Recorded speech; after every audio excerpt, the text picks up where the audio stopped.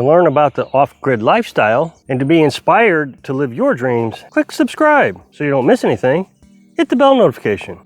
Okay, so we're back at the tiny house build again today on a very cloudy and gloomy day. But once again, the lighting in here is fantastic. All the reflections from the outside hitting the metal roofing material on our ceiling. So we had an intruder here last night and I walked in on him, but I'm gonna get in on that later in the video. Right now, I think I wanna talk about the good stuff, which is what we're doing with the tiny house and what's our plans. So I think there must be a Facebook group out there that is dedicated to Little House Off Grid, my channel. And they must get together once a week and say, okay, this is what we're gonna talk about. And so they come over to my channel and they make all these comments and they're almost identical. So the big question of the week is, why aren't you moved in yet? When are you gonna move in? Seems like it's taking you forever to move in. Well, I've always said that we're not gonna move in until the spring for several reasons. But primarily right now we're not moved in because it's not done. The floor is not done. Carolyn's gonna start working on the floor with all the flooring material here as soon as I get the shower installed. But I can't get the shower installed until I get the water tank hooked up to the house. The IBC tank, which is down there at the camper. So I can get it prepared, and yesterday and the day before I've been working on a box.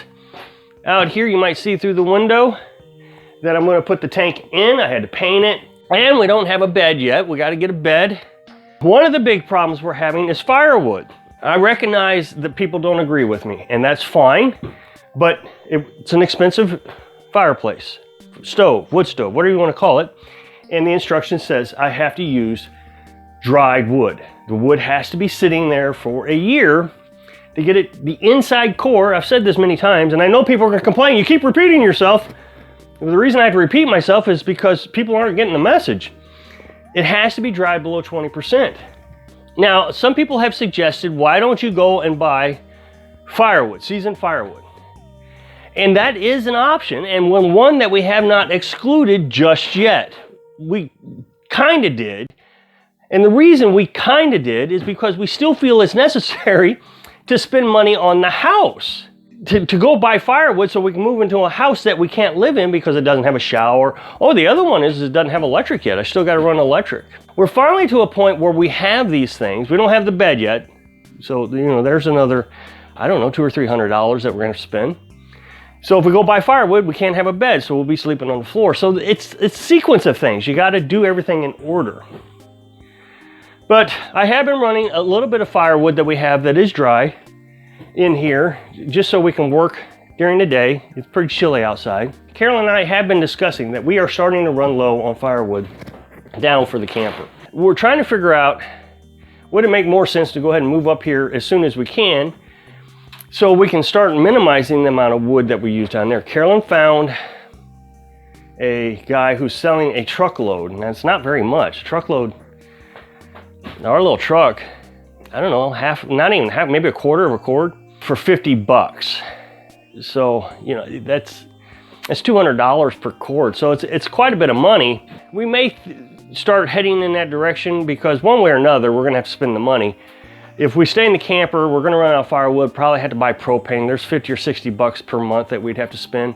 I mean, we're getting close to the end of the season. We might only spend $50 or $60. So we're trying to weigh out the costs and see what makes sense. So today's project is to continue installing the IBC tank, or at least getting it ready to install. So today my big project is simply just to move this over to the side of the house over here, cut a hole in it, and run some tubing through the holes so we can keep the water warm. So we'll have a fan, I said this in several videos now, we'll have a fan that blows hot air, well, the air temperature of the house into the tank box that I've built over here. Now, this was kind of a challenge yesterday. I spent a good hour and a half trying to flatten, I don't know how well you'll be able to get the dimension of this, trying to flatten or level this ground. I had to shovel it out. So you'll see here that there's, what, maybe a foot that I had to dig down into the side of the hill here. Not a big deal, to be honest, but there's a few things that ran into a problem with. One, we have two oak trees here that had roots coming down into it. And secondly, for those that haven't been with me very long, this place was a disaster area when we bought it. It was just full of trash. This trailer, the mobile home that we took out of here, and we are building our tiny house on, well, not even half of the mobile home that was here, was abandoned in 1975. And when I say abandoned, they abandoned everything, their clothes, their furniture. And the guy was a mechanic. I can tell you, I didn't even know his name. His name was Joe. He had his name tag on his mechanic clothes. And here you can see, last night while I was digging, they left a bag of clothes here on the ground, and over the decades, that dirt has come over the clothes. And you can see his mechanic clothes are right here, socks. It's not totally level, but what I'll do is I'll bring the box over here, and then I can kind of fill in on the side of the wall, get it all to level out a little bit.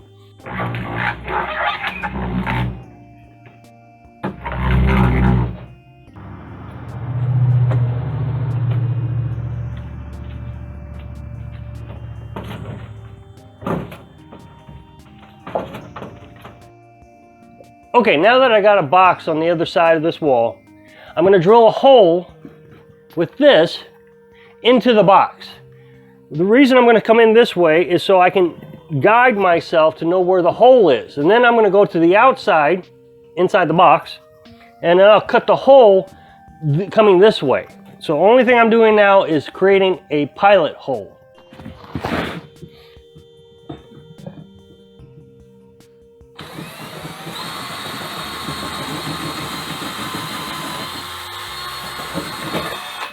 Okay, so right here is my pilot hole. So now all I got to do is stick my drill into the pilot hole, and I can cut a hole .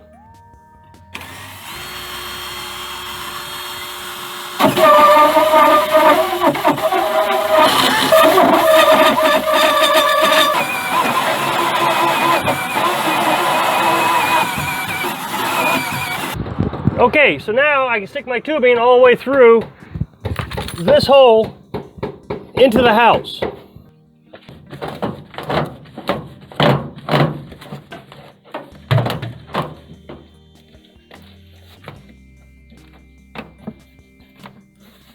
Now what will happen is I'll put my ABC tank in here. I can run a hose through that ventilation. I'll run my wiring for the RV pump in through that ventilation. And then in the wintertime, I can blow the warm air from inside the house into here. I'm going to insulate it with some styrofoam insulation, I think. We'll see how that does. I may end up getting regular insulation, but I'm going to go to a hardware store over here in town and just pick up a couple sheets of the really thick insulation. Okay, so in here, I got it through the wall. We got a piece of ventilation here, ducker, I don't know what you call that. That should keep the mice out, is the thinking. Of course, I got to put a hole in it to get the wire and the hose through, so I'll have to seal around that so that no animals can come in. So last night, I came up here. Now, on very cold days, we do run the wood stove as much as possible, and then I just let it die down in the evening. Well, this thing retains heat so well that when you come up in the evening time, 6, 7 o'clock, it's dark. There's still heat in here. Last night I came up just to sit down and watch the little embers in the stove wither away. And when I came in, I had my headlamp on. My mom gave one for Christmas, a little headlamp. And I came in, I went to sit down, and all of a sudden, this thing just started all over around my head, and I'm dodging, and it was a bat. And it confused me at first. Well, I mean, it confused me for a while. I thought bats hibernated through the winter in January. And I'm doing everything I can trying to get him out. I didn't want him in the house. I didn't want him tearing things up, making a guano mess. And so I got the door open and I'm trying to shoo him out. He finally leaves. So I Google it, does bats hibernate in the winter? And they don't necessarily hibernate. It's just when it gets cold, they try to find warm spots. Well, yesterday it got up into the 50s. And in the article that I read, now remember, I didn't do a ton of research on this. It's not like I wanted to be a bat expert. But apparently, if it warms up during the day, they'll come out and try to get some food. Then they'll get caught in the cold. And apparently below 45 degrees, I think, they can't survive. So when it starts to get cold, they'll try to find someplace warm to hide. The thing is when I close up, I don't close up very tightly. The stove requires oxygen, and of course this screen door still needs a little fixing. And so I just kind of close the door here. That way the wood stove still gets ventilation until I can get my other flex pipe through the wall, similar to this one. Well, that bat surely came in right through there as soon as it started getting a little cold. And so I come in with my little spotlight. I guess it messed up his radar. Of course, I'm not a bat expert, so I don't need all the, oh, you're not telling the story right. It startled me, scared me to death. So that was my intruder. I hope I can inspire you to get startled by your dream someday. Thanks for watching.